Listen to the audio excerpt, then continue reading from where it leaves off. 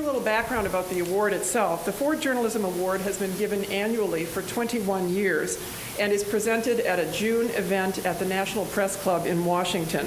While the stipend for the award comes from the Gerald R. Ford Presidential Foundation, the selection of the winner is made by an independent panel of journalists and journalism faculty from around the country, chaired by Jim Cannon. In addition to this award for writing on national defense, there is also an award for distinguished reporting on the presidency. The 2008 winner of that award was Kenneth Walsh of U.S. News and World Report. In winning the award for reporting on national defense, tonight's speaker, James Kitfield, joins the distinguished company of prior winners, including Rick Atkinson from the Washington Post, James Astle from The Economist, Mark Mazzetti of the New York Times, and Linda Robinson of U.S. News and World Report. That's not bad company. In the view of many journalists, and we talked about this a little bit tonight, this award is equivalent to being elected by your peers to win an Oscar. So, ladies and gentlemen, consider yourselves at the Academy Awards of Journalism tonight. To introduce our distinguished speaker, it's a pleasure for me to welcome my colleague from the museum, Barbara McGregor, who is our education specialist working with curriculum and school groups there. Barb has supported the work of the Independent Selection Committee for the last several years, and she will introduce our speaker.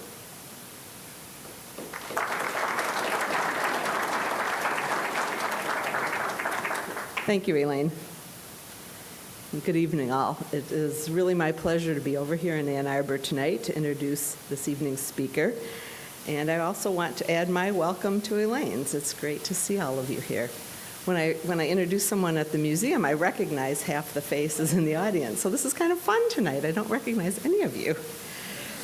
I first had the opportunity to become acquainted with James Kitfield last spring while I was assisting, as Elaine said, the Gerald R. Ford Foundation with their Gerald R. Ford Journalism Prize competition. James was one of the entries submitted for reporting on national defense and turned over to our esteemed panel of judges, again, as Elaine said, headed by Jim Cannon. Not long after I submitted all of the essays to the judges, or the articles, I was notified that James was the 2009 winner for reporting on national defense in 2008. And then, the fun part of the job, I had the good fortune of being the person to notify James that he was the winner. The awards are presented each year by Jack Ford, chairman of the Gerald R. Ford Foundation, and son of President and Mrs. Ford at the National Press Club. I want to take just a minute to share the judge's citation with you.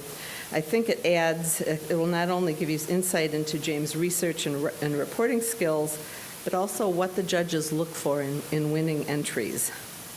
Mr. Kitfield, in the view of the judges, hit a home run with each submission.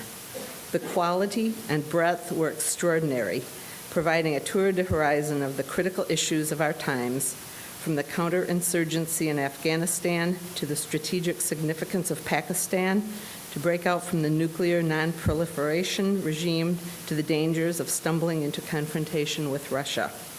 Each was superbly written to guide readers through a web of complex concepts and relationships. And just a side note, I've been told that there are copies of the 5 articles James submitted this round in the lobby. They'll be available for you if you want to take your own copies home with you when you leave. In addition to being the now 3-time recipient of the Ford Journalism Prize, James has received numerous other awards and recognitions for his reporting. A sampling of these include being the 2-time winner of the Military Reporters and Editors Association top prize for excellence in overseas reporting for his coverage of both the surge in Iraq and firsthand coverage of the invasion of Iraq. The Stuart Alsop Media Excellence Award, sponsored by the Association of Former Intelligence Officers for his coverage of the 9/11 terrorist attacks, and the Edwin Hood Award for Diplomatic Correspondence, given annually by the National Press Club to recognize excellence in reporting on diplomatic and foreign policy issues. Mr. Kitfield graduated magna cum laude from the University of Georgia's Henry Grady School of Journalism in 1978. Prior to his arrival in Washington, D.C., he served in Europe as managing editor of Overseas Life magazine for 5 years. Overseas Life is a magazine for U.S. servicemen and women stationed abroad. His reporting has also appeared in the National Interest, Omni, Newsday, Los Angeles Magazine, Army Times, Air Force Magazine, the Stars and Stripes, Off Duty, and numerous other publications. James is currently serving as the National Security and Foreign Affairs Correspondent for National Journal, continuing his 20-plus year career reporting on defense, national security, and foreign policy issues from Washington, D.C.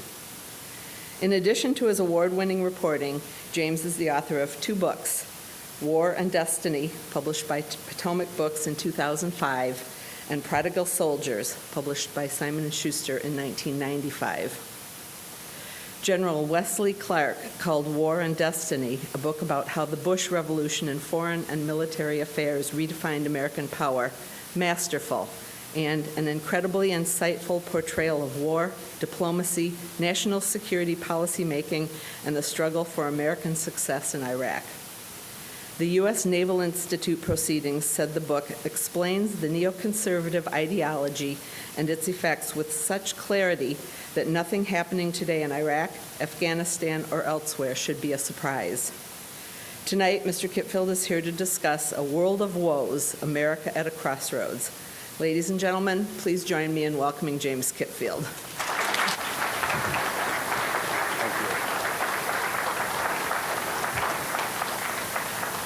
Thank you very much. It's great to be here with you guys tonight and to have my first visit to the Ford Library. The first time I won the Ford Award in 1990, I was only on this beat maybe a couple of years. It was my first award, actually, for this beat. And I can tell you, for someone who worked for a small magazine, trying to sort of swim with the big boys, it was very, very welcome. Happily, my mother was at that award ceremony and got to meet President Ford. And for anyone here who's lucky enough to have met President Ford, he's obviously one of the most decent and gracious politicians ever been sent to Washington, and it was a real highlight for her to see me there. I don't think my mother was ever more proud of me than that day. She passed a few years later, but I, for that reason, have a very, very warm spot in my heart for the Ford Library and for President Ford.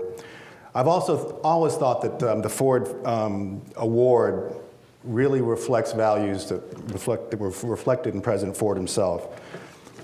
Substance, nonpartisanship, and truthfulness.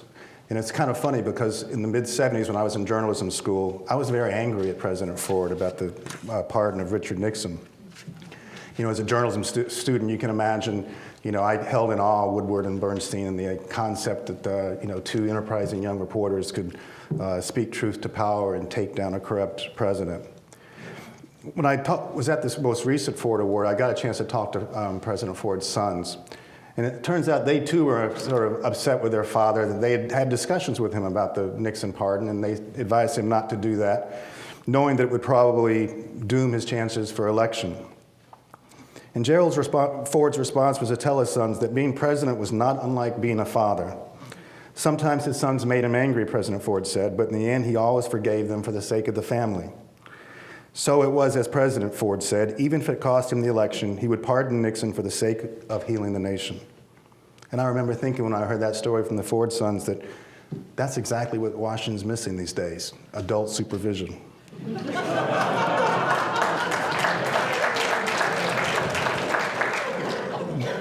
The subject I want to talk to you tonight about is one that I think will be foremost in the minds of historians when they look back on this tumultuous period we're in. How in one decade did America topple from a zenith of historical power to a nation that is now beset by deep divisions at home and a host of challenges abroad that threaten to overwhelm it? Is it possible that the American era that so decisively shaped the latter half of the 20th century is over?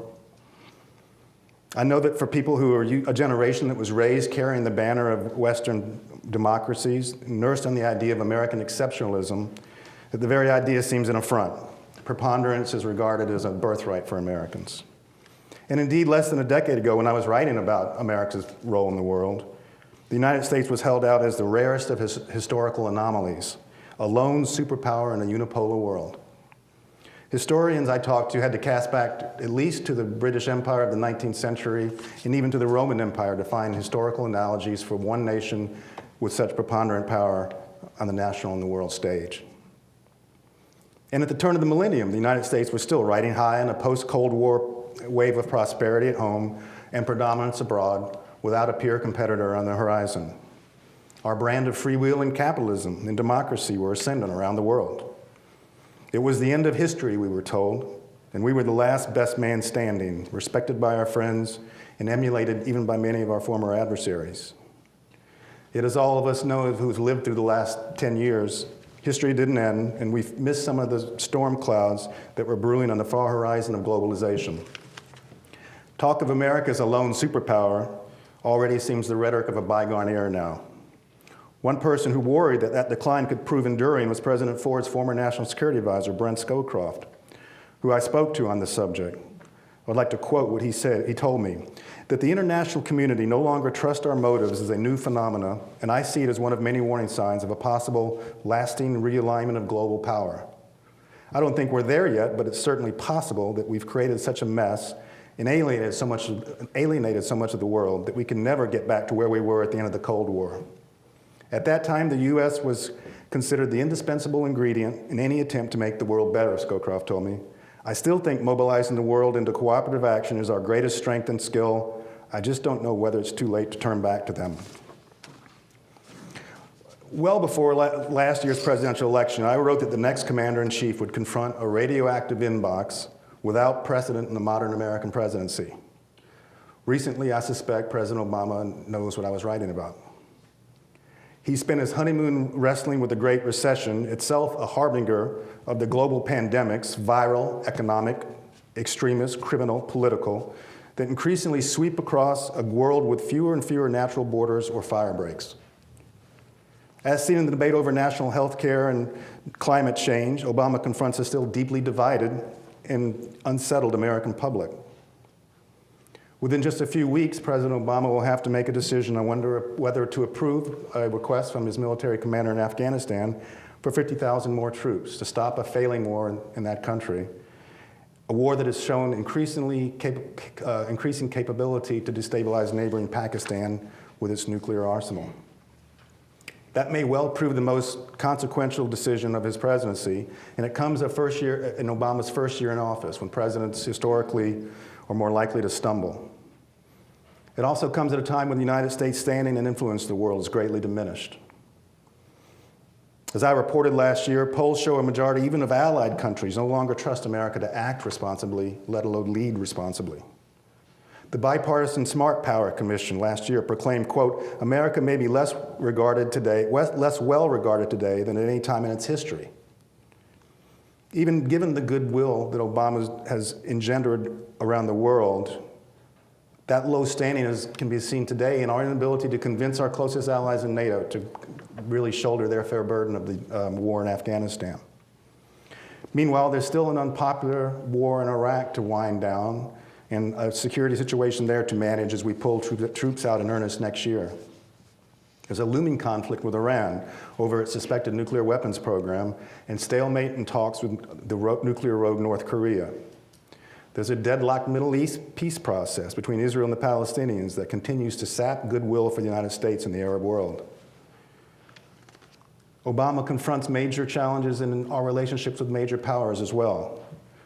I suspect we're going to see rising trade tensions with our banker, China. We've seen a newly assertive Russia who's taken advantage of this period of strategic distraction for us to carve out a sphere of influence in its near abroad through intimidation if necessary, as we saw in last year's war with Georgia.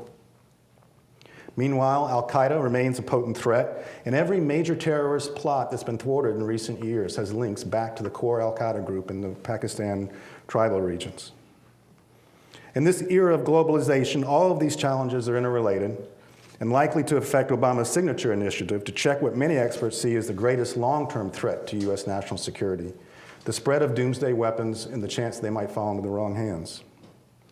At the same time, Obama confronts an America whose power and the tools of its power are in considerable disrepair. As the tragic shooting and murder last week in Fort Hood, the reporting surrounding that has reminded us the all-volunteer force is overstretched, overburdened, and showing significant fracture signs. We see rising rates of suicide, divorce, post-traumatic stress syndrome, and binge drinking in the force. I recently talked to the head of the Command and General Staff College, which field grade officers come to. And he told me the incoming classes of majors and lieutenant colonels, 25% of them are unfit, either because they have hypertension, they have stress, they have high blood pressure, they drink too much, they don't get exercise. It is a very stressed force. Our intelligence community is still reeling from two of the biggest debacles in its history: the failed call on the weapons of mass destruction in Iraq and the failure to see the 9/11 plot coming. As we've seen in the controversies over Iran's nuclear program, as well as in the torture memos that the Obama administration released, the intelligence community remains deeply distrustful of the executive branch that it serves. The State Department and related foreign aid agencies have proven woefully inadequate and under-resourced for the nation-building tasks they're asked to perform in Afghanistan and Iraq, which in turn doubles the strain on our military forces because they end up having to hold the bag. The National Security Council continues to struggle to coax coordinated policy execution out of a stovepiped government bureaucracy. The U.S. economy's capacity to indefinitely sustain spending on defense that exceeds the next 30 nations combined, on top of spending in Afghanistan and Iraq that may reach $1 trillion in Obama's first term, is also in serious doubt. And rather than facing these existential challenges and perils with a united and bipartisan coalition at home, Obama is coping instead with a fractured and deeply divided body politic in Washington. At times, it seems that political opponents seem more interested in scoring points and seeing him fail than seeing America succeed. Finally, in my tale of woes here, a recent Pew poll showed that isolationist sentiment is rising dramatically in the American populace, with 42% responding that the United States should, quote, mind its own business internationally and let other countries get along as best they can on their own, end quote. That mirrors a similar shift towards isolation and withdrawal that came after the Vietnam War. I can assure you, especially in this era of globalization, you may not care about foreign policy or the business of other nations, but if you're America, they care about you. So while I don't argue that the sun has set on the American era, a surprising number of foreign policy and national security experts I've talked to recently, in the recent years, now see the United States in a fading light, its influence and power declining relative to our recent past and to the challenges we face. The overriding question that has driven much of my reporting in the last few years is why? What happened? What did we do wrong? And what can we do about it? When they look back at this period, how will historians explain the death of the post-Cold War period of great expectations and the dawn of this new period of persistent conflict and relative decline? And that's the opportunity I want to take tonight to share you my thoughts on that subject, because I believe a failure to understand the mistakes of our recent past will extend that decline and increase the perils on the path that our nation is now on. Everyone in this room knows the short answer to the question of why or what happened. Wars change the course of history. They forge new international orders and chart the ascent and decline of great powers and even empires. There is every chance that the United States' self-proclaimed global war on terror would do the same. After all, it was a war led and waged by the only superpower on earth, and one designed from its inception to challenge and in some cases topple the orthodoxies of the old world order. It has involved the invasion and occupation of 2 Muslim countries and the threat of preventive war against 2 others. In such a strategic swing for the fences, there would always carried the promise of great reward if we succeeded, but the promise of great risk if we failed. History is also replete with examples of major powers falling victim to the venerable bane of empire, hubris and imperial overreach. A noted strategist, Edward Luttwak, I quoted in one of my stories to this effect, quote, America is rediscovering an irony of history, played out over and over, where the single strongest power overreaches and provokes resistance, and the louder and more arrogantly it acts, the more resistance it provokes until its power is neutralized. But I'd like to take this opportunity really to go back a little further than the 9/11 attacks, because I believe the seeds of our current predicament were sowed before we ever were attacked, and that nothing about our response to those attacks was preordained. The vast majority of Americans grew up in a nation that has always cast an oversized shadow on the world stage, but it's easy to forget that we've been fit for that superpower suit of armor very recently. Throughout the 19th and the first half of the 20th century, we were basically free riders on the British. Only at the end of World War II in 1945, with Europe in ruins and the United Kingdom exhausted by 2 world wars, did the United States assume the mantle of Western leadership. For the first time, U.S. leaders had to grapple with and develop a grand strategy that would order the world to America's advantage and hopefully avoid the cataclysms that made the 20th century the bloodiest in history. At important points, great powers have visionary leadership, however, and we were lucky to have in that period really visionary leadership provided by Franklin Roosevelt and President Truman and Eisenhower, and the wise men that they assembled around them. They were drawn from the worlds of defense, from finance, from banking, from statecraft. There were the likes of Dean Acheson, George Kennan, Paul Nitschke, and George Marshall. They responded to the post-World War II period of epic crises with the strategic equivalent of a grand slam. They oversaw the establishment of the United Nations in hopes of avoiding future wars, the World Bank to fund post-war reconstruction, the International Monetary Fund to promote free trade and capitalism, the Marshall Plan to rebuild Europe and avoid the mistakes of the interwar years where we basically punished Germany and it came back as a belligerent country. The article George Kennan published in Foreign Affairs on the Soviet Union, together with Nitschke's NSC Directive 68 and the establishment of NATO under the Secretary of State Dean Acheson, laid the foundation for the strategy of containment and deterrence that ultimately won the Cold War and deterred World War III. At the end of the Cold War, we confronted another seminal moment. And the U.S. was once again blessed, I think, by visionary leaders who came of age in World War II and its aftermath. President Ronald Reagan pressed the Soviet Union towards collapse, and President George H.W. Bush engineered a soft landing. Under the steady hand of top officials such as James Baker, Brent Skrokoff, and Colin Powell, the U.S. promoted the peaceful reunification of Germany, expanded NATO in a protective embrace of new democracies in the former Warsaw Pact, and turned back the state-on-state aggression of Iraq over Kuwait. In the last great strategic consensus this country made in that period, I would argue, we rejected the call to bring the boys home, and that would have led to a reordering of the world and the blueprint of balance of power, with the United States one of many regional major powers. Instead, we kept a superpower military without a superpower rival, and we secured for a time the gains of democracy in the 1990s. At that other important point, however, there was a generational passing of the torch as the World War II generation began to recede from the center stage in Washington. The election of Bill Clinton in 1992 and the Republican Revolution of 1994 represented really a generational passing of the torch for the World War II generation to the new generation of baby boomers. Rather than the binding experience of World War II and the Depression, however, the baby boomers carried the divisions that were left over from the Vietnam War, the 1960s, the Cultural Revolution, and yes, Watergate and Nixon. And at a critical moment, I argue that a bipartisan consensus in the United States' role in the world, somehow held together during the Cold War by the political center in America, has splintered. As I wrote in War and Destiny, quote, "The atlas of the post-World War II global order was about to be shaken by the inconsistencies of a superpower at war with itself. I still think that atlas is shaking today." The post-Cold War decade of the 90s emerged an ongoing struggle between opposing political movements in this country with largely incompatible worldviews.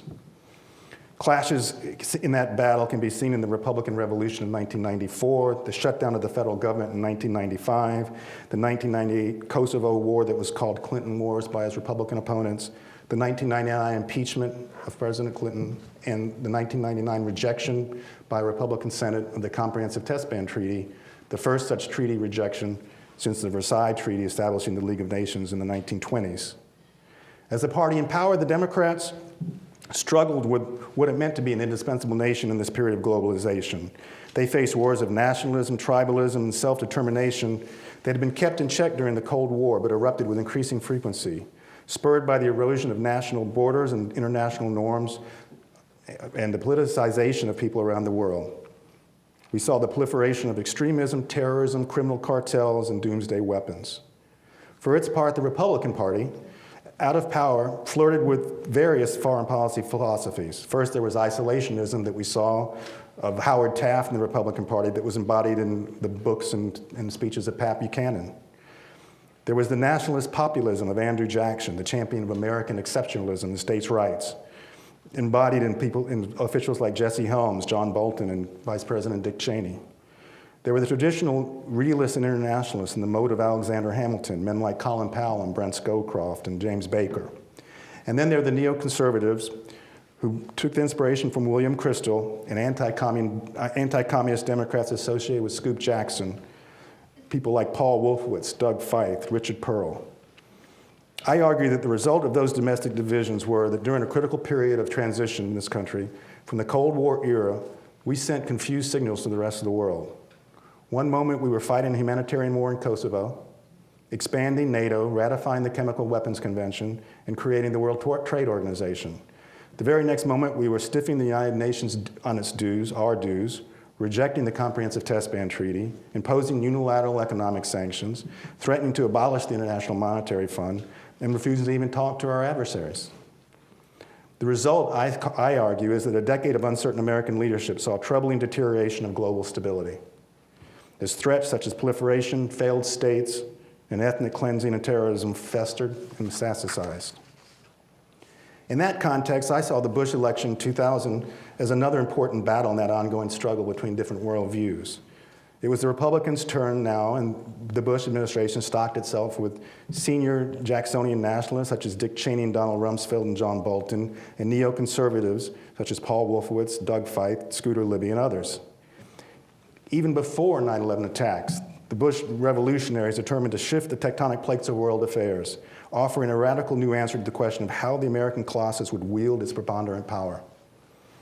They wasted no time in rejecting arms control agreements, proposing new nuclear weapons for our arsenal, distancing the United States from its traditional role as peacekeeper in Northern Ireland and the Middle East.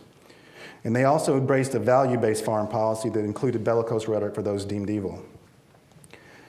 Defending those challenges, the Bush revolutionaries based their doctrines on American exceptionalism, or the idea that the nation's unique power and commensurate responsibilities should exempt us from traditional constraints.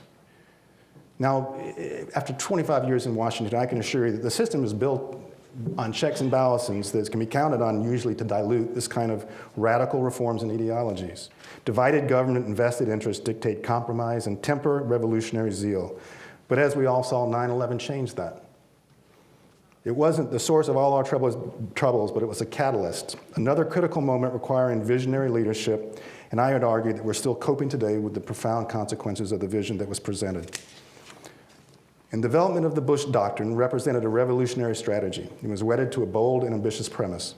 American power, unconstrained by traditional bonds of international law and treaties and binding alliances, honed to an insurmountable edge by military transformation, could not just deter and contain, but decisively defeat the great threats confronting us: nihilistic Islamic terrorism, the spread of doomsday weapons, proliferation of rogue and failed states that nourish both those scourges.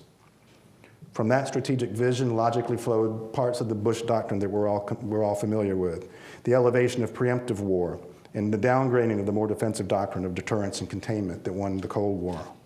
The focus on regime change in nations deemed evil and thus irreconcilable. There was unilateral action masked by ad hoc coalitions of the willing.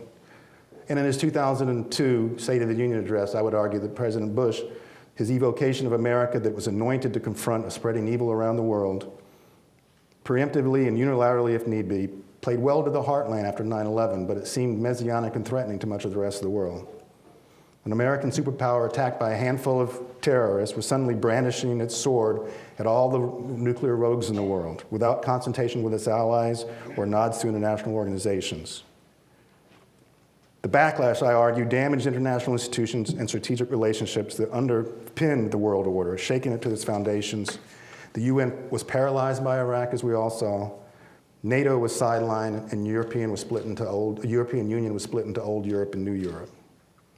So it's pretty clear where I'm going with this. I think we find ourselves in a period of dangerous decline, facing challenges that threaten to overwhelm us, because we weakened the foundations of the old world order and attempted to install a new paradigm for America's role in the world that has been almost universally rejected. Not the least of which by the Bush administration itself in the second term, which shifted much more back to a traditional foreign policy approach when it saw the backlash of what it had created. I would argue that there was never, meanwhile, and this grossly underestimated in this period, that these challenges of globalization were going to be much more difficult than we anticipated. And those challenges have festered, those problems have festered. And now we confront them in a weakened state with our alliances in tatters. And let's see, based on the debate among candidates in last year's presidential election, I would also argue this debate has not been finished. I was struck by the fact that on issues like closing Guantanamo, engaging in dialogue with adversaries, that a lot of the candidates thought that we should go back to the first Bush term. I believe the debate about America's rightful role in the world is still unsettled, and we're likely to see it become very lively as the Obama administration puts the Comprehensive Test Ban Treaty back before the Senate this year, or next year, I should say.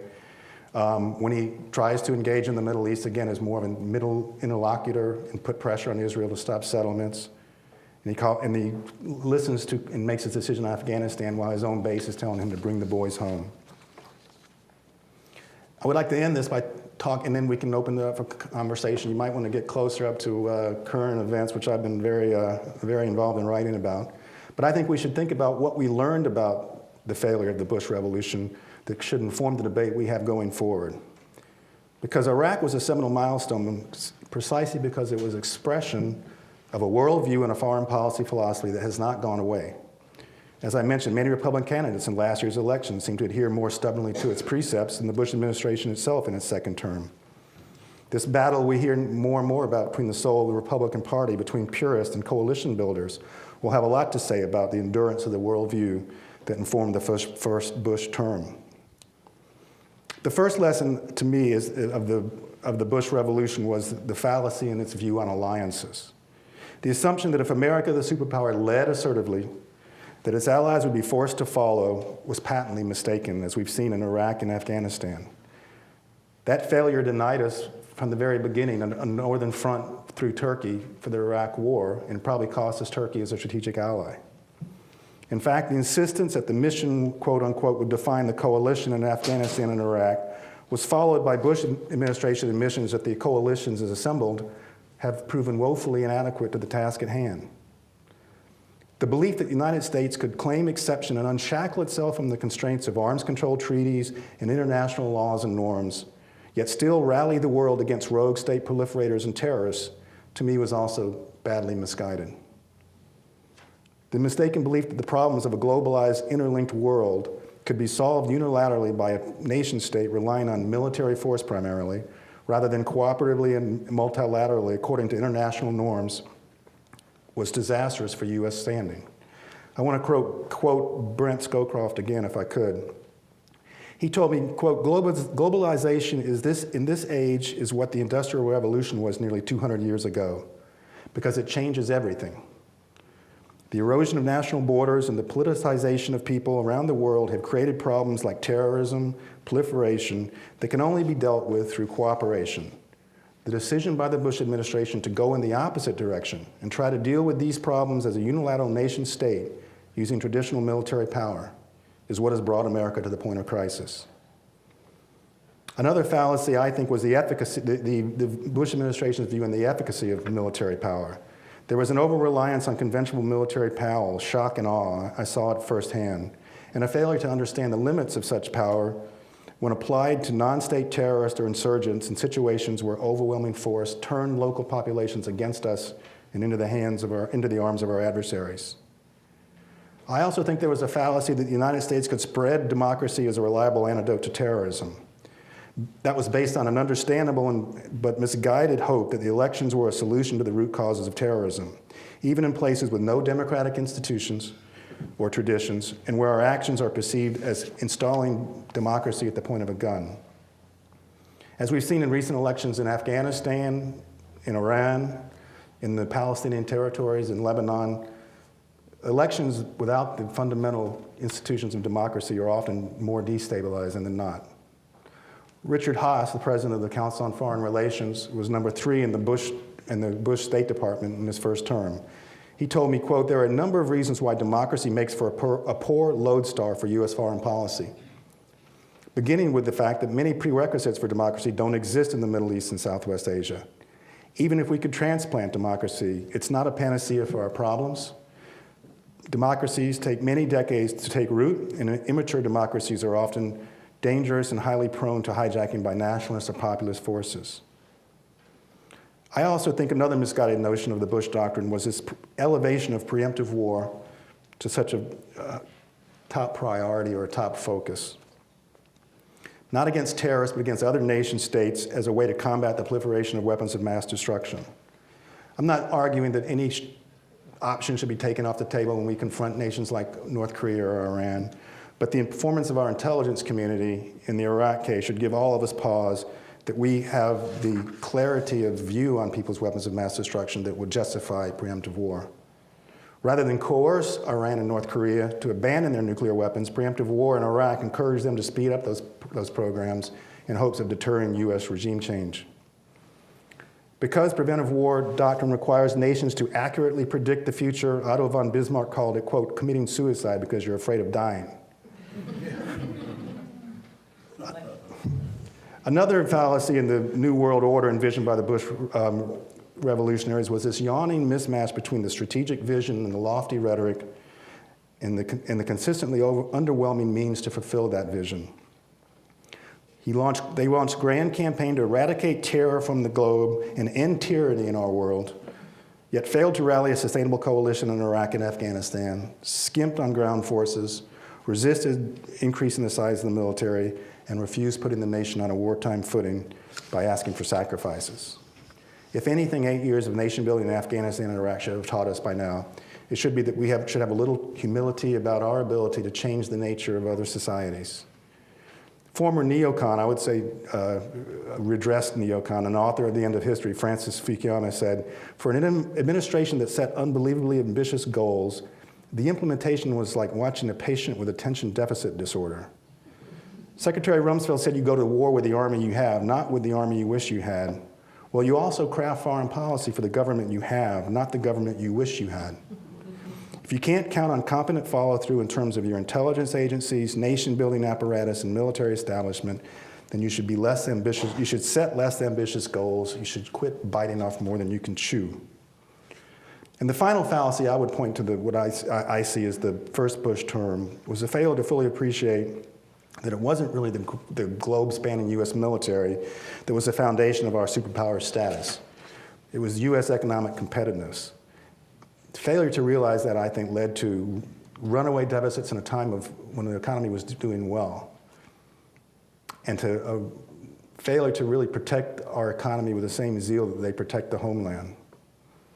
Indeed, at core, I think the Bush Revolution was fundamentally premised on a misjudgment about the nature of American power. They convinced themselves and a lot of their countrymen that good intentions in U.S. military might make right in world affairs. They failed to see how the perception of a superpower run amok would diminish the greater source of American power, the principles and ideals that others freely embrace and by which our good intentions in leadership are judged. So what happened? I would end by saying I think what happened was at a critical moment for the West, with storm clouds gathering all around, our leadership beacon flickered. I actually believe President Obama is trying to reignite that flame. His Nobel Prize is an indication of the relief of much of the rest of the world that we seem to be tacking towards a more traditional American approach to the world. But to fully recapture the flame, it will require piecing back together a domestic consensus about America's rightful role in the world. And I'm not sure that can be rebuilt. I've been struck in Obama's initiative to reset relations with Russia, engage with Iran, press for a Mideast peace, and rein in nuclear proliferation, that he's been backed by a number of Republican stalwarts, such as Brent Scowcroft, Colin Powell, George Shultz, and Henry Kissinger. But where is the support from centrists in Congress and from this generation of leaders and politicians? It was the center of the U.S. political spectrum that was the foundation for America's leadership of the West, a center that produced presidents like Gerald Ford. The center is not held in American politics. As we tend to our domestic deliberations going forward, I would argue that nations at war with themselves are not looked upon for world leadership, and they rarely aspire to greatness. Thank you very much.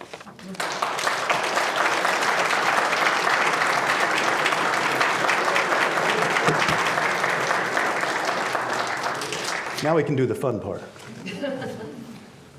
Any questions? Comments? You have microphones on each side?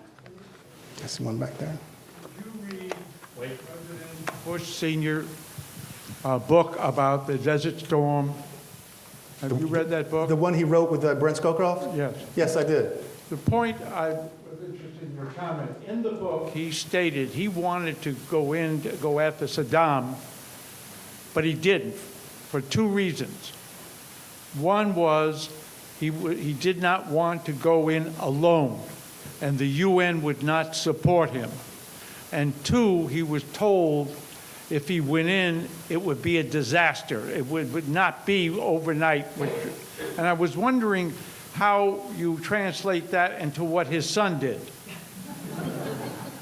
Is there a psychiatrist in the house? I mean, it's a couple interesting points about that. I mean, what President George H.W. Bush did with Iraq was masterful. He built a coalition that was not only a mile wide, it was a mile deep. We didn't even pay for that war. We did not even pay for the war. It had many Arab nations on it, so it would total legitimacy in the area amongst the neighbors of Iraq. It was blessed by the United Nations, including getting the Russia's vote, which we may never see again, but it was an amazing piece of diplomacy. And he put it before Congress, something that even Scowcroft was worried that he should do, but it passed barely, but that's how you build consensus in this country. It was really a masterful job. Now, some of the people who, like Paul Wolfowitz, who was number 3 in the Pentagon, always thought we should have chased the Iraqi army back to Baghdad and toppled Saddam. And a number of those people, Richard Pearl, Wolfowitz, ended up with senior positions in Bush 43's administration. You know, I did a cover story from our magazine on October 2001. And the cut line was, is Iraq next? Is that the next front on the global war on terror? Because I knew the predilections of these guys, and that I knew, and then I confirmed by calling some of them, that when the Bush team met on September the 15th, a couple days after 9/11, at Camp David to talk about what the reaction was going to be, very quickly the discussion turned to Iraq. Rumsfeld was offering, we have to go after Iraq. So there was an inclination to go after Iraq, to finish up the business that had not been completed. I think, and it, to me, gets to the revolutionary, people who think in big ideas and revolutionary ideas are not the most cautious people in the world. The first President Bush was a cautious man. He knew that if he had gone towards Baghdad, he would have lost all of the Arab members of that coalition. He'd have lost the United Nations. And it would have been a Pyrrhic victory because we would have been stuck in Iraq, as we are to this day stuck in Iraq. And I would argue that model of leadership would put us in better stead in the world. I mean, we really rode a great wave from that, where for quite a while the idea of nation-state to nation-state aggression, after we turned it back so decisively in Kuwait, was kind of off the table. And I know Brent Scowcroft wanted a New World Order where that would never happen again. I'm not sure we're there, but it was a good start. And they didn't overdrive the culminating point of the operation, which was kicking Iraq out of Kuwait. And I think many people think that after really masterfully handling Afghanistan, the Bush 43 team overdrove the culminating point of operations by turning their attention to Iraq.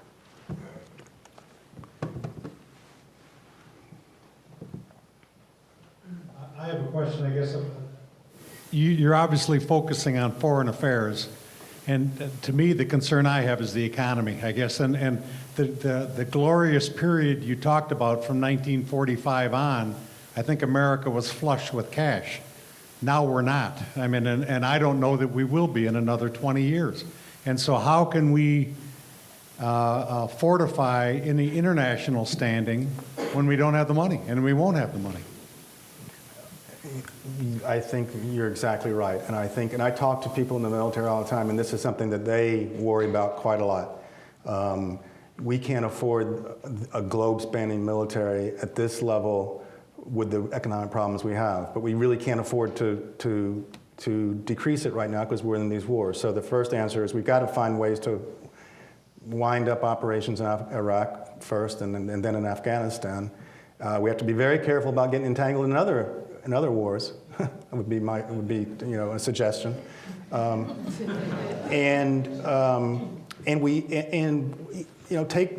Take the 1991 Gulf War. If you do, I think what Obama's trying to do is rebuild these coalitions so we act together, so you're not bearing so much of the burden. We shouldn't be bearing as much of the burden we are in Afghanistan, but already in Europe, after 8 years, it's Bush's war and it's unpopular, and their politicians aren't going to jump both feet in to help us. They're there, but they're not there as big as they should be. So, it talks to the importance of collective action, coalitions. The wider, the deeper, the better, because we, as Brent Scowcroft said, our skill is in building coalitions and building in motivating collective action and spreading that burden around. The idea that we could do it alone, because quite honestly, they thought that it would be a lot easier in Afghanistan. Afghanistan kind of confused them. Oh, that was easy. Let's try that in Iraq. And it didn't work out. Don Rumsfeld thought we would be out of Iraq late in the fall of 2003. The year we invaded. So that was a really bad judgment. They thought Iraqi oil would pay for the operation. That was a really bad judgment. So I would argue that the best thing we can do is start thinking collectively about multilateralism, burden sharing. We're the only country that can lead the West, but if we can't lead the West, we should really ask, do we need to be doing this? Because doing this alone has gotten too hard, it's too expensive. And oh, by the way, it doesn't make you any friends, It really doesn't. Yes, sir? So I submit that the Nobel Peace Prize has already lost its potent test, if you will. And if the President of the United States, if our president gets the Nobel War Prize in December, I think it's given in December usually, after he sends more troops to Afghanistan, it will become the laughing stock of the world and nobody will be able to pay attention to the Nobel War Prize from now on. I believe he will not send the troops until after he gets the Nobel Peace Prize, if you will. What do you think of it? I'll wager a little something on the side when we get out of here. I think he's going to say yes to tens of thousands of more troops. Before he gets the Nobel Peace Prize in December. Oh, the timing, before December. You might have me there. I think it's going to be right. I don't think that's really his driving motivation on when he's going to make that decision. No, I think others may advise him on that. Yeah, I would suspect it's going to come before then, to be honest with you. There's a lot of angst right now, this period of indecision. He's being very deliberate. I had a chance to talk to the chairman of the Joint Chiefs recently, who thinks that this long deliberative process has actually unearthed things they hadn't thought enough about in detail, and he supports it. But at some point you need a decision, because the indecision itself creates a sort of dynamic that's not helpful in the region.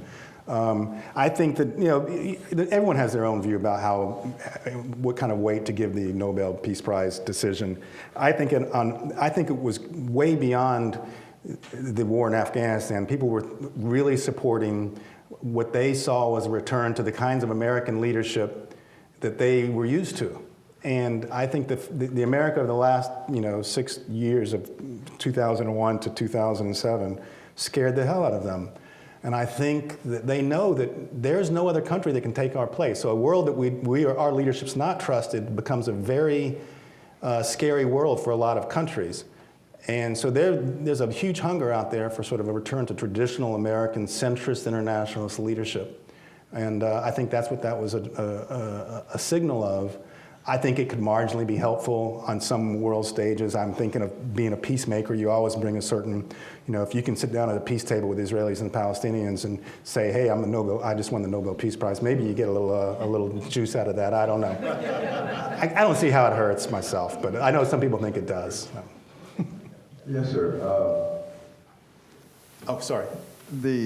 I was wondering, with the cost of energy and where it's located, what your thoughts would be on if we were to develop a comprehensive energy policy which would reduce our need for foreign energy resources.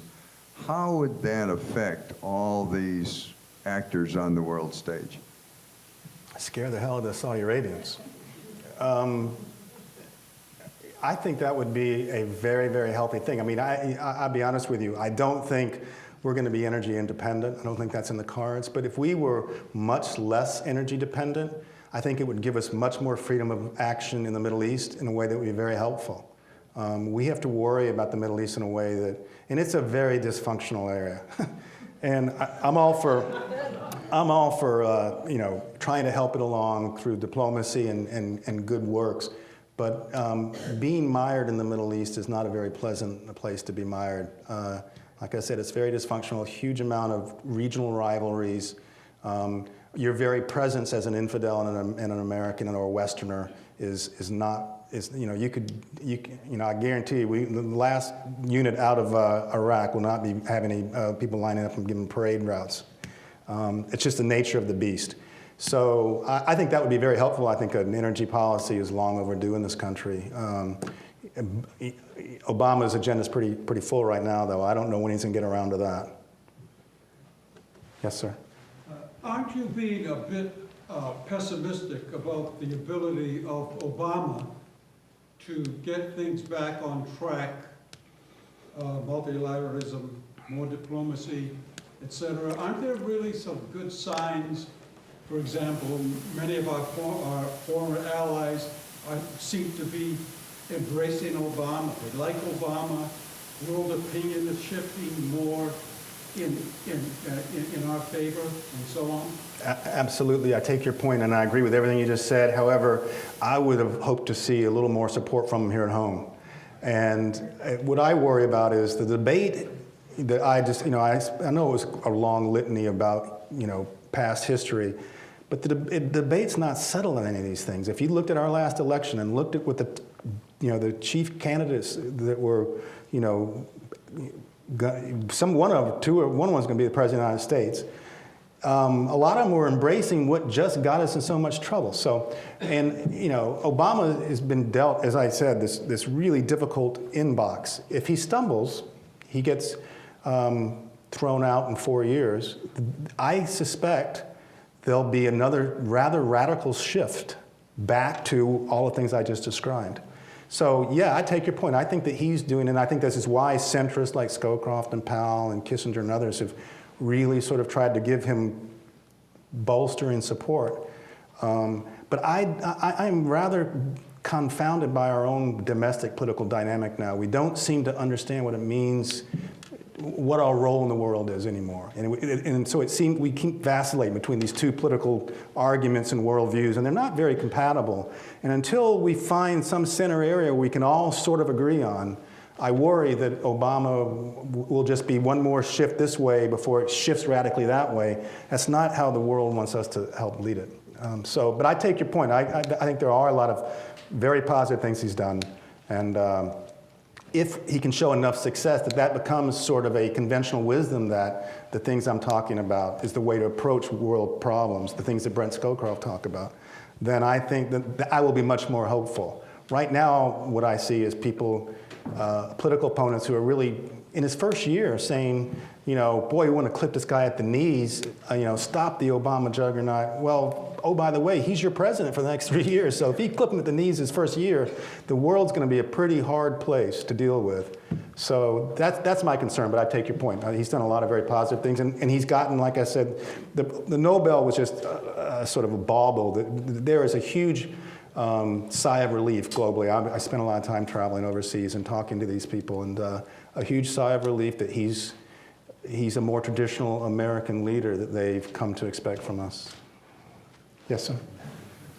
You mentioned the fact that the major events in the terrorist war have come from Al-Qaeda. Is Al-Qaeda, can we still pinpoint the terrorist threat as Al-Qaeda and Osama bin Laden, and are they worth going after? Yes and yes, we can still pinpoint. That doesn't mean that if you got, you know, Osama bin Laden has probably created a movement that will survive him. But what is really interesting about all these plots, this guy, the Denver baggage handler, the recently thwarted plot in Spain that was going to repeat the Madrid bombings in Barcelona, the aircraft plot in the UK that was going to take down 15 airliners in 2005, all of them still have a link to a facilitator and training bases and planning amongst al-Qaeda core in Pakistan. So they're still plotting, they're still trying, they're not being as successful about it. And one reason why not is because we know kind of where they are, and we've got every intelligence asset in the Western world focused right there, and it's helpful, which is why if you were to lose Afghanistan and they suddenly had a whole country again to roam free on, it creates some issues. We know, our intelligence services know who goes in and out of that region and who flies back to, Stockholm, London via Stockholm. They know, they have all their wiretapping. So, yes, they're still a threat. Yes, they're still out there. Yes, we are still going after them, and it would be very useful to get them to symbolically. Now, I don't think that would be the end of the problem with terrorism, but it would certainly be helpful. Excuse me, APAC? Could you tell me about APAC and how that influences our Middle East policies and how strong they are at directing our policies towards the Middle East? As far as setting oil prices, or? I'm talking about the American, Israel. Oh, APAC, the lobby. Oh, I'm sorry. Yes. Had a senior moment there. The lobby, the Israeli lobby in Washington is very strong. APAC is the most powerful of that lobby. There are others, the Israel Project and others. One of the problems we have, and I've written a lot and been to Israel twice in the last year in the West Bank and written this story. If you're going to be an interlocutor and a mediator in that conflict, you have to put pressure on both sides. And no president, as George H.W. Bush found out, gets any political gain at home by putting pressure on Israel. You'll remember that his Secretary of State, James Baker, was going to withhold some money that we give Israel. It's the number one recipient of our aid in the world. And it just got inundated with complaints from Jewish groups in Washington. So it's a difficult balancing act for any American president to try to put pressure on Israel. But if you don't do it, you're not doing Israel any favor. As one of my Israeli peace movement friends said, it's the friends don't let friends drive drunk philosophy. If you write Israel a blank check, there are political dynamics within Israel that makes it very hard for their administrations to stand up to the settler movement. And as long as the settler movement is taking swaths of land in the West Bank, you're whittling away at the two-state solution. So AIPAC's powerful, the lobby's powerful. There are other Israel. They're starting to see other lobbying groups who are more. Yes, it's a good thing to put pressure on both sides because we want to see peace. We don't want to see perpetual conflict for Israel. So. And I think Obama gets credit for saying very, very strong words. We think the settlements are illegitimate. It's been the policy of America since 1967, but it doesn't get said very much because you don't usually, you get some grief when you say it. But it's deadlocked right now. I'll say that it's deadlocked. The coalition in Israel doesn't think that it can survive really cracking down on the settler movement. It has strong settler movement representation in the coalition.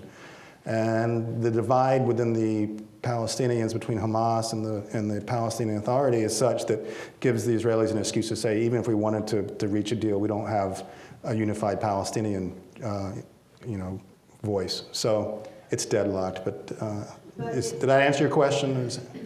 How powerful are they here to direct our policy? How can we actually be able to, as the rest of the country, say how we want our country to look? They're powerful. They're certainly not all powerful. I mean, there's what you find in this is there's not a countervailing lobby for the Palestinians, and there's not a countervailing lobby for Arab countries. So that magnifies their power in a way. There's no opponent. In the lobbying wars in Washington, there's almost two sides, almost everything, and that's kind of a one-sided deal. So they're powerful, domestically. I mean, but I would caution, don't think they're all powerful. There's plenty of things presidents have done that have not been from the a page from the blueprint from AIPAC. But yeah, they have an influence. Yes, sir. Can we call ourselves a democracy now where essentially most legislative power vested in lobbies? The lobby and, well, you know, As an individual voter, I actually, I actually think we're still a democracy. I don't want to leave you with that kind of a grim assessment. But I mean, the money in politics is discouraging because, and I'll tell you what I think is the most discouraging. And all the things that I described about the lack of a political center, I think the most important reform we should look at would be to get out of this gerrymandering of voting districts, because it has really gotten to such a, they can do it so well now that we've created safe blue and red districts around the country that have people have no reason to want to compromise because they'll always be safe back home. And the electorate's not, the electorate is not there. The electorate is much more centrist, but we've gerrymandered it to and fare thee well to the point where the center just does not hold in Washington anymore. It's really the wings of both parties are ascendant, and it's not only led to a poisonous political atmosphere, which, you know, President Ford talked about at one of the Ford Awards that I was at.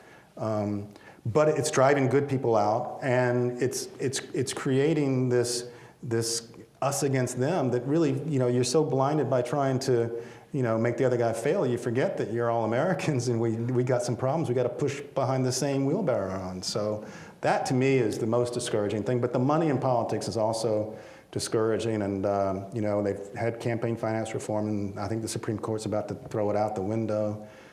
So it's not an easy system to get your hands around. Yes, sir. The 1980s seem to have been a pivotal time in the formation of U.S. Middle East policy. I wonder if you would comment about the effect of the Iran-Contra affair, the U.S. role in the Iran-Iraq war, and the virtual invitation of Iraq to Kuwait on the subsequent events. You know, our policy in the 80s. Question, please. Sorry? Repeat the question. He's asking about the 1980s and how they were sort of a seminal period for our Middle East peace process, our Middle East policy, and the Iran, you know, our policy in the Iran-Iraq war. What was the other one? Iran-Contra. The Iran-Contra. And inviting Iraq to go into Kuwait. Inviting Iraq to go into Kuwait. That was actually a stupid move by an ambassador who got out in front of her skis, as Colin Powell would say. I don't think that we were really, it was a policy to invite him to invade Kuwait. Read the surprise when he actually did it. The Iran-Iraq war, you know, as was described to me at the time by, you know, U.S. military leaders, damn, we're sorry that they both can't lose this. We chose what we thought was the best of a bad pair there and supported Iraq. You know, ever since the Carter Doctrine, we basically said we have got a fundamental national interest in the Middle East. And the Middle East is very hard for people who want to have a fundamental interest in it because it's a messy place. And you layer on top of that the whole Cold War, where it was another proxy theater between us and the Soviets.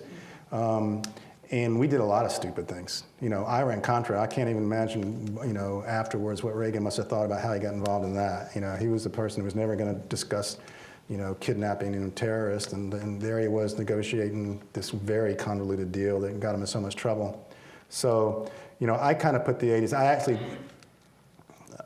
kind of put a lot of it to the Cold War, using the Middle East as a proxy. But we, you know, because of energy, we've got huge strategic interests there. And until we, you know, develop an energy policy that makes that our dependence less and gives us more leverage and more freedom of maneuver, I think we're going to be stuck with this Machiavellian, you know, who's up, who's down, who do you support, who's the bad guy, who's the good guy. It's messy. Way in the back there in the yellow sweater. Thank you. My question is about Pakistan, which seems to me has had the potential for being the worst nightmare out there. Correct. And I would love to hear, I'd love to hear you disabuse me of that fact, but I don't think you can or will. But I would love to hear your speculation about the path in the next 5 years if you were counseling the folks who were trying to steer our way through this minefield. Oh, thanks a lot for that. No, I can't dissuade you from the fact that it is a nightmare on many levels. It's probably the worst nightmare. And I actually think that's why I feel that Obama's probably going to agree to tens of thousands more troops for Afghanistan, because if you signal, Afghanistan's going bad, and it's going to keep going bad until we turn it around or the other side wins.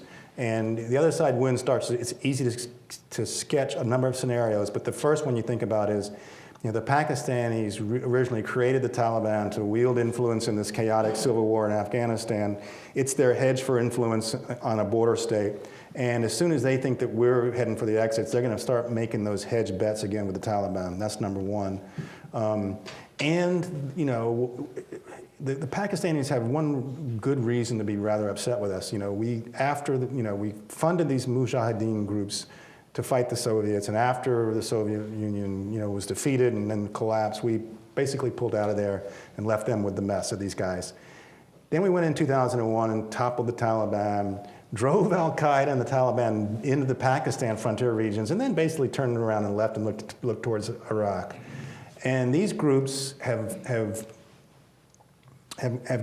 formed linkages, and it's not just that the Afghan Taliban now want to regain control in Afghanistan, it's that the Pakistan Taliban now wants to turn Pakistan into an Islamic caliphate. And Al-Qaeda's in there stirring that whole pot on both sides. So I actually think that, to be a little bit hopeful, what has happened recently with Pakistan going into first the Swat Valley and clearing out Al-Qaeda, because that really got out of control, and then going into South Waziristan, something we've been asking them to do for years, is a hopeful sign. We've got a democratically elected government, weak, and we have a military that's finally taken the threat that we say to them is their most serious threat. It's not India, it's these guys internally who are trying to destabilize your government. And they seem to be taking it seriously. So, you could short-term be a little bit optimistic that they may have turned a pivot point in understanding this threat is against them.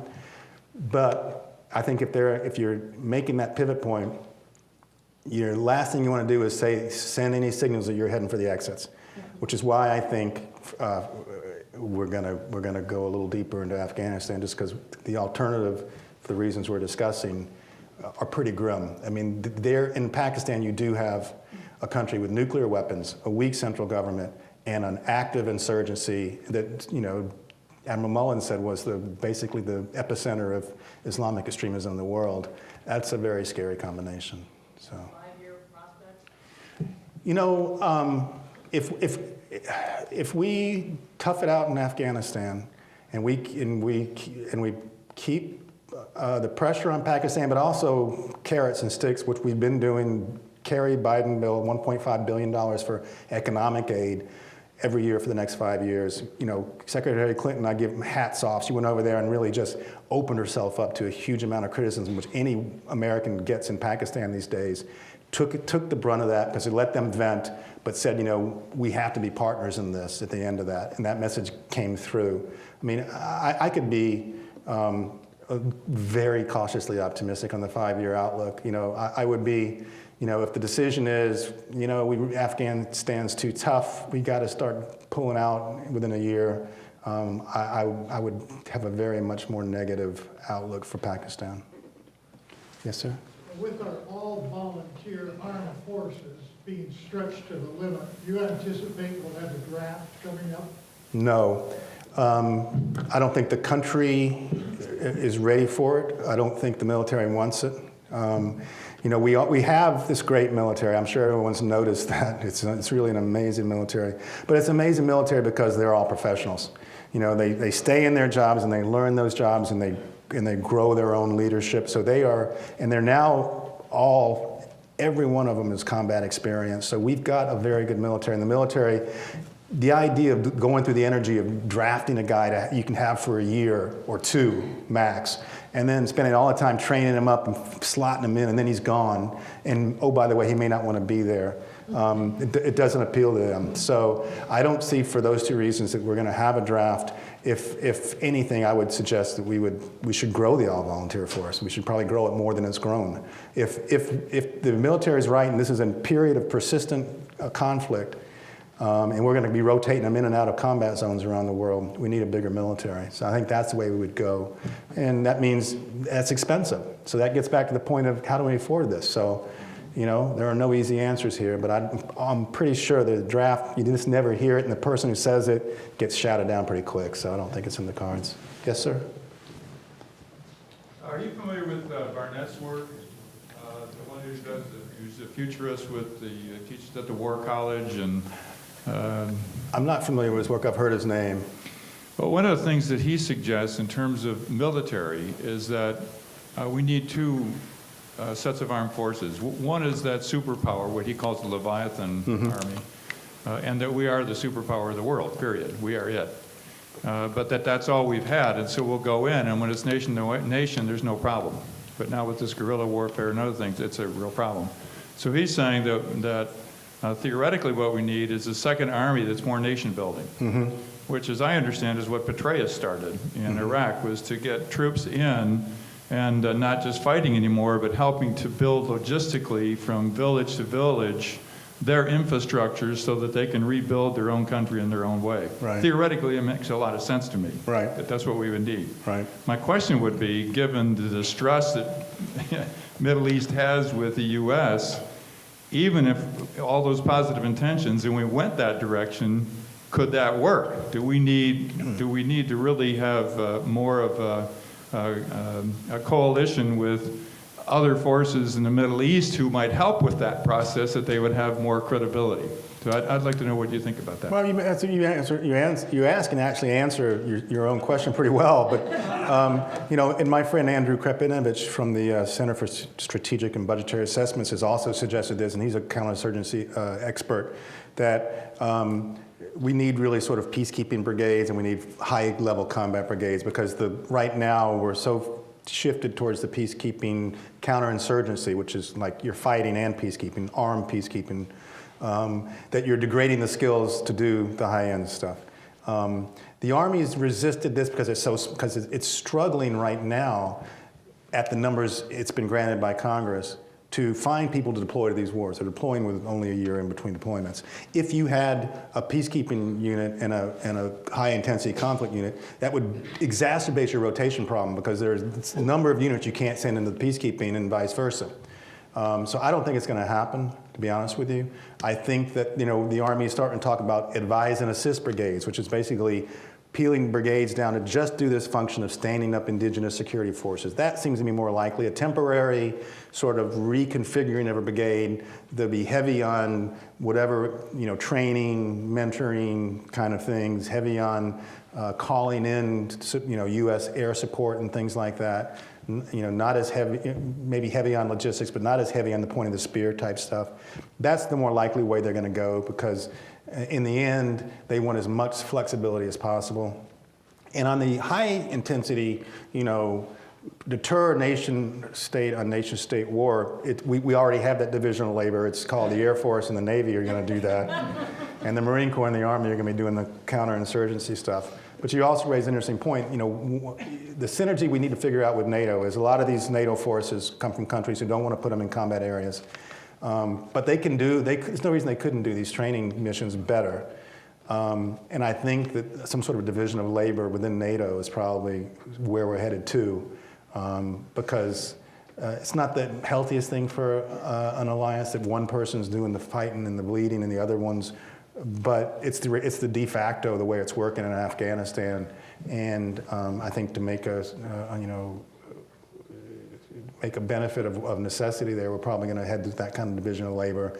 Just won't be as formal as your Barnett guy says. I don't think. The Army is going to be very resistant. Yes, ma'am.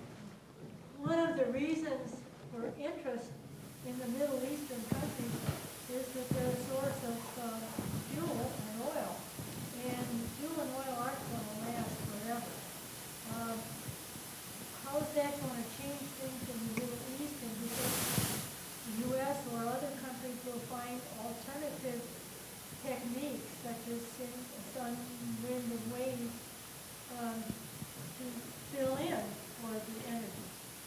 It gets back to the point of the question I had about an energy policy. I think that, I'm not one who's you look at the numbers, and I'm not one who believes we can totally become energy self-sufficient. I think it was, we're too much of a consumer of energy, but you could certainly become much less dependent on Middle Eastern oil. And through wind, through nuclear, possibly, through solar, through water, through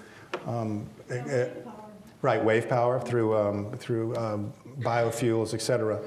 I think it's long past due we look at those things, and maybe drilling. I mean, our dependence on heavy dependence on Middle Eastern oil is a strategic ball and chain. It really is, and the less dependent on it we are, the better off we will be. I don't think we'll ever get totally independent of that, but if it's just a part, something, you've got much more leverage in freedom of maneuver than we do now. Well, the oil that's in the ground can't last forever. No. That's why someday we're going to have to go to renewable. I don't disagree. I think the only question is when that day is. One last question. One last question.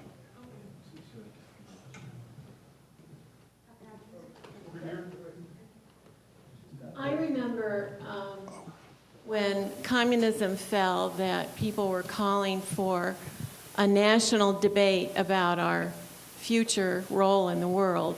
And now here we are 20 years later.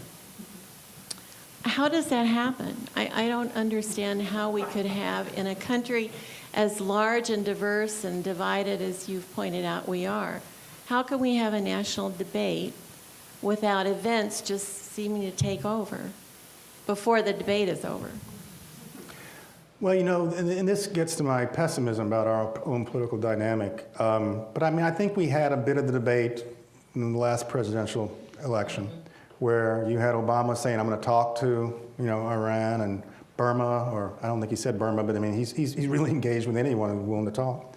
And talked about building, rebuilding sort of traditional alliances, et cetera. And you had the other side saying, now you're appeasing Iran. It's ridiculous to talk to these people. Russia is just evil, so we should, rush Georgia and Ukraine into the NATO alliance. We started to have that debate. I think we need to have much more of it. I'm a little frustrated by the media dynamic where it's very hard to pin these guys down exactly where they are before they get into office, because they start the primaries and they tack to their base, and then they kind of swing back towards the middle, and they are becoming extremely, extremely good through focus groups and pollsters at figuring out exactly how to say the thing so you can't pin them down. But I think we can't avoid this discussion about, does America, what do we want to, if we want to lead the world, we have to act in one way. The world doesn't want to be led the way we were acting in 2001, 2006. If we think that we don't want to be part of the world, you can try to pull up the drawbridge. If you think that you're powerful enough to act without friends, then you make that argument. So I think we're starting to have that debate. I'm a little bit, I think, my talk revealed that. I'm a little frustrated that we're not having it more front and center, because I still hear, the same arguments that, don't talk to your friends and coerce people into giving up their nuclear weapons, and unilateralism is okay because it's feeding your interest and you can't feed someone else's interest. I think we just tried that. It didn't work out so well. So I'm with you. We need more of this debate. We need to come to a consensus, the kind of middle consensus that both parties can find common ground on about the tenor of American leadership in this world. We're not there yet. I maintain it's because the center's not holding our politics anymore. And the far left and the far right will never agree, and so we're going to be constantly jerked back between the two, and that makes our leadership very, very unsettling for the rest of the world. So until we get the center built back up in a consensus like we had during the Cold War about deterrence and containment of the Soviet Union, till we get there, I don't see us aspiring to that greatness I talked about in this talk. Okay, thank you very much.